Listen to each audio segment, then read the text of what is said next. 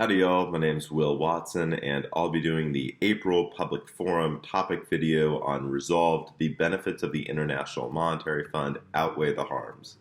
Before we get started, I just want to give a shout out to Champion Briefs for offering excellent content for debaters, including a brief. Even if you may not use the content, you can still at the very least use the table of contents so you know what arguments are going to be coming up this month. So first we're going to begin with some background, then go over universal argumentation for this topic, go over a little bit as to what'll win rounds, pro, con, conclude. Starting with background on the International Monetary Fund. As many of you know, the International Monetary Fund came about through the Bretton Woods Conference, which was meant to stabilize the global economy and rebuild Europe. The International Monetary Fund has two main goals. First is to offer loans to countries in need, and second, to do surveillance of the global economic order. Now, let's go into a little bit of the universal argumentation here. With any topic dealing with an international organization, I'm talking IMF, even the EU, the UN, there's always going to be a debate between the sovereignty of individual countries versus the power of the entire organization. That is not missed out here. A lot of your arguments are going to be focused on whether or not it's right for countries to give up some of their own sovereignty to receive the benefits of the IMF. Keep that in mind as you're debating. The other idea here is the control of great powers over developing countries. In any order, countries that have power have control. In the UN, there's a reason why the US, China, Russia, and the UK have a lot of power. It's because they have voting rights, and they have voting rights because they're nuclear countries. The IMF is similar in that the countries that give the most in terms of quota generally have more control. That means that the United States has a great deal of control over a lot of developing countries. Keep that in mind as you're going through these debate rounds. So before we dive into the pro versus the con, let's talk a little bit about what I think will win rounds. When doing research on this topic, I found that this is a defense-rich topic. That means for every pro and con argument, there's going to be a lot of defensive responses rather than straight turning arguments. I think teams should play this to their advantage and give specific examples with big implications. If you can find a small example that's true, for example, take a specific country. Look at the Ireland case. I think there's a Bolivia case out there. Look at individual countries that have been impacted for better or worse by the IMF. And then look at the impact of the IMF in those countries. And given the wording of the topic, the benefits of the IMF outweigh the harms. You don't have to show what the IMF will do in the future. You can just show what the IMF has done in the past. Win a little bit of offense there, then spend the rebuttal time extending case enough, and then throwing defense on your opponent's case. You should be able to win the round on a risk of offense, no matter what side you are. That gives you a very clear path to the ballot. And even if you may not get complete coverage with the defense, if you're able to expand your argumentation line into a broader picture, you're going to be able to pick up some of those big impact rounds. But you do you. So let's talk about the pro. The pro essentially is IMF good. There's a lot of different ways you can take the pro, but the first way I'm going to talk about is the lending aspect of the International Monetary Fund. The International Monetary Fund lends monies to countries in need, be it because of a natural disaster, a scarcity, just you're a developing country, whatever the case may be. The International Monetary Fund is a way to access money. This has a couple of advantages. First, it takes money to make money. What I mean by that is you're not going to be able to start a country with zero of whatever the country's currency is. You're going to need some money. That money can be used to promote internal growth, which then can be used to export, and at that point you're able to start making money.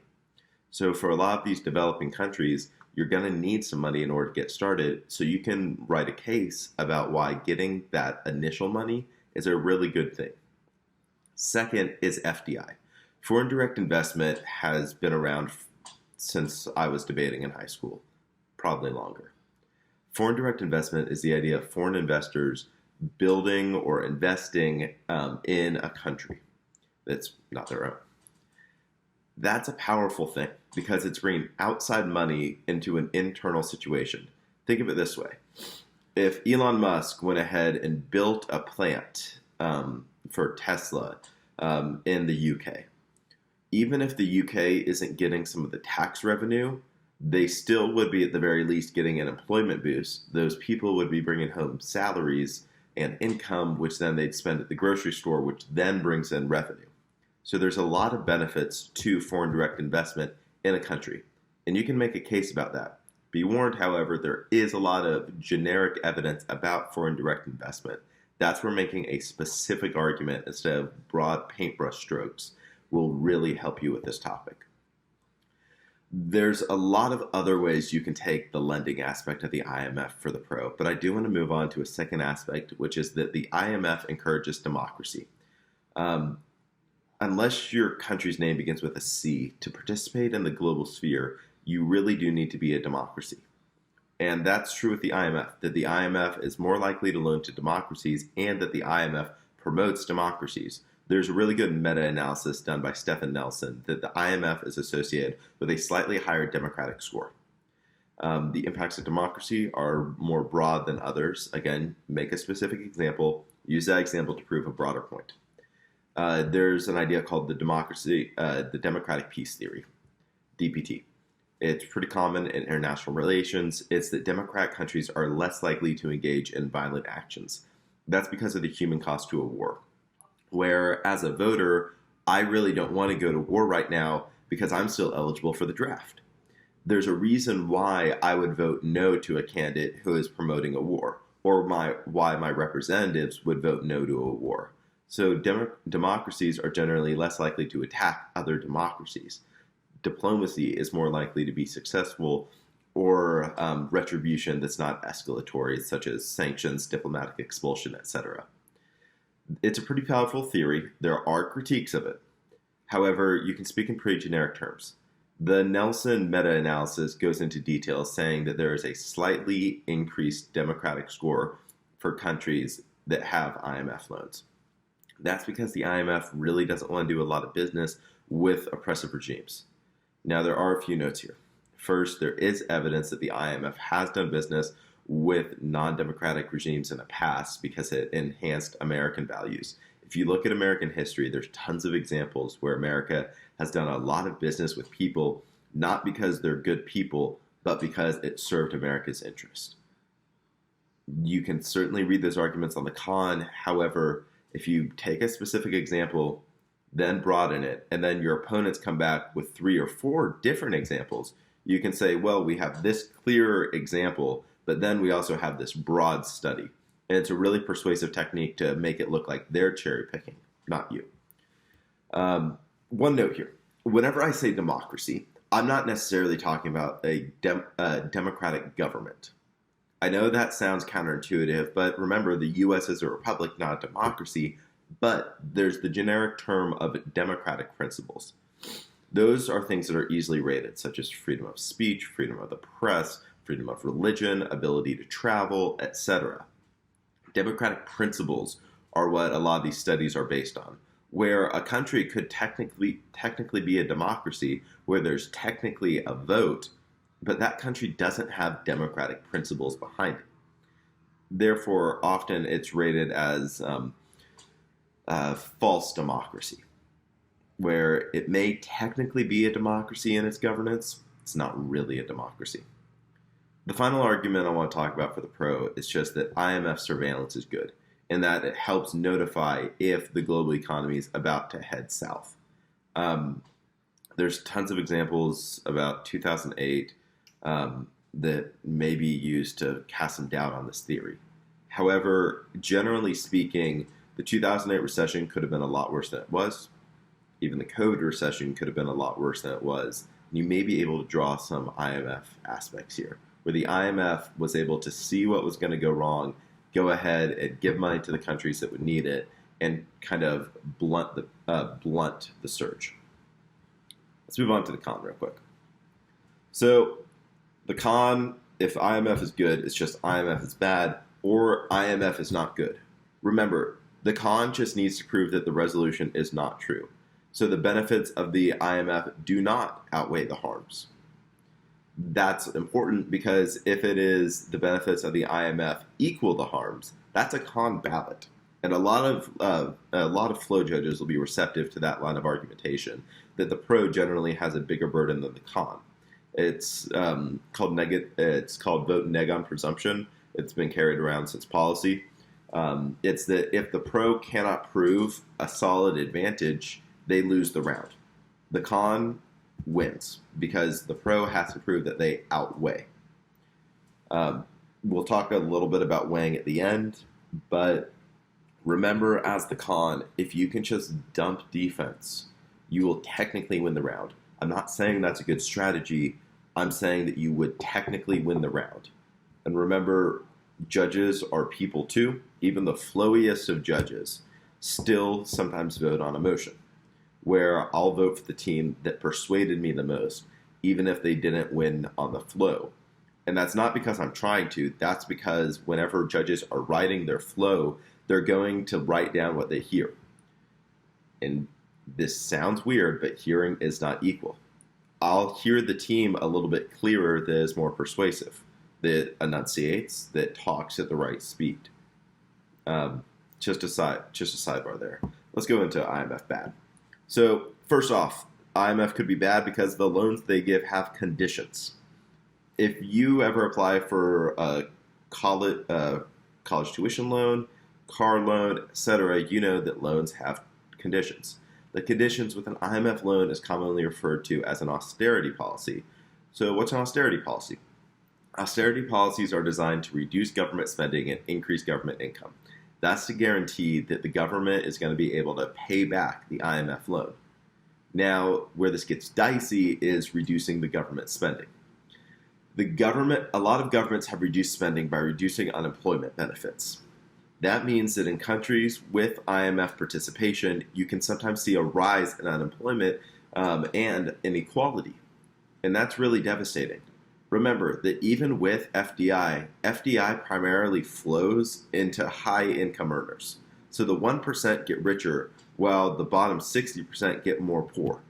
And that's really dangerous because there's a lot of impacts from inequality. Inequality tends to lead in less political participation from the lower class. Bear in mind, whenever I say lower, I'm talking about economically lower. At that point, whenever there's less political participation, it can get dangerous because the rich just continue becoming richer. It's a positive feedback loop where the rich get richer, they pass policies to make them richer, the lower class isn't able to go ahead and counteract those policies, so the rich continue to get richer. It's really devastating. Another thing here is that a lot of governments spend a lot of money trying to make sure that citizens' rights continue. In the United States, you're guaranteed a lawyer. Lawyers still get paid. Even if the lawyer is a government lawyer, they're getting paid from somewhere. In other countries, you often have studies that are conducted.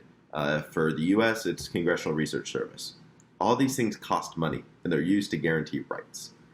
If you can't spend as much money, you may try to cut what's labeled as non-essential services, where countries make a utilitarian calculus, where what's worse?